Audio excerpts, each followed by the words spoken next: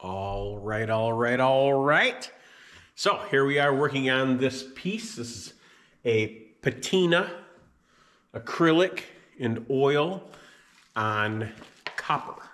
So once again, with this one, it was going to be a wave, and I decided it looks more like a Sleeping Bear Dunes landscape. So that's the direction we're going with this. So yesterday, I added another layer of patina to this area right here and this area right here. So it darkened them up a little bit, and being a little bit darker, I think that helps to bring it forward. So next thing I'm going to do is put a sun right here. So what I did is take one of my sanding discs and centered a circle on there.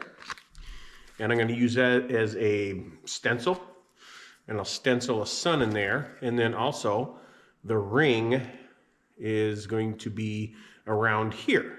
So, and the other thing that I'm going to do is put some more oil paint to represent some plants. I don't want to get super realistic about this. I want to kind of walk the edge between a little bit more abstract and a little bit representational. So I'm trying to walk that fine line. I don't want to do too much to this thing. I don't want it to look like a photograph. I want it to have a emotional interaction with the viewer. So they kind of can fill in the lines. It doesn't have to look like a photograph. I want them to feel the painting as they're looking at it. So and then also what I'm going to do is put in some trees up in here. One thing that I'm doing is I'm referring to my color wheel, and I'm thinking that this color right here is pretty close to this salmon color, and the complementary color is green, and these ones right here. So what I'm going to end up doing is making some bigger tree trunks here. I want some to look like they're older and kind of dead looking, like they have out there on the bluffs of Sleeping Bear Dunes.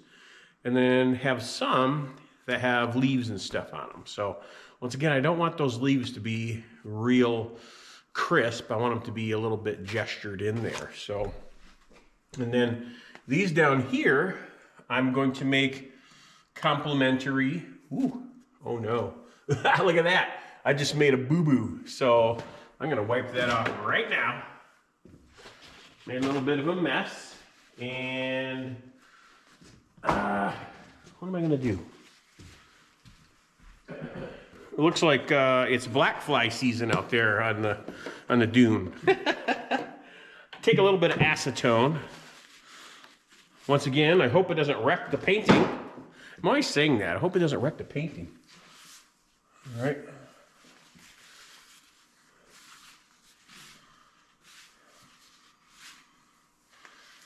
And it did affect it a little bit, not too much. But you notice as I wipe, I'm wiping kind of natural clouds like that. So it doesn't look like I'm dabbing in one spot. So gotta wipe the back of my color wheel off. Messy, messy, messy.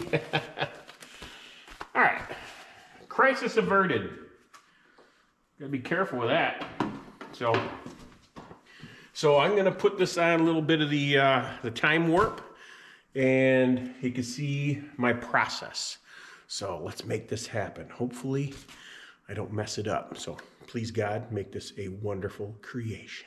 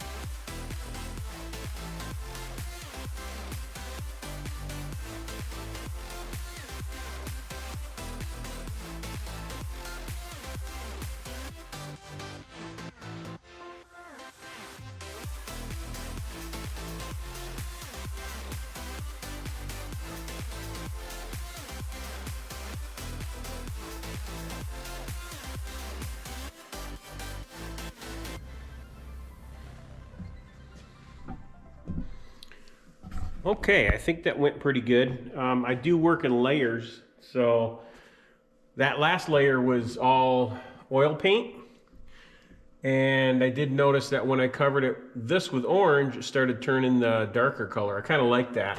So I might actually hit it a couple more times to get that silhouetted leaves and foliage in there before I put in the bigger branches and leaves and stuff. But I'm going to leave this, that yellow isn't quite right yet, but I'm going to leave it and probably hit it with a different layer tomorrow. And I don't want to do too much with this patina down here. I think it's going pretty good right now. And this is supposed to represent the light hitting the sand on the other side of the dune. So I just want to keep that real gestural. And I like how it's going right now. So I'm just going to leave it right there for tonight and come back and paint on it some more tomorrow. I'm using a lot of liquid in my oil paint, so all of this should dry overnight.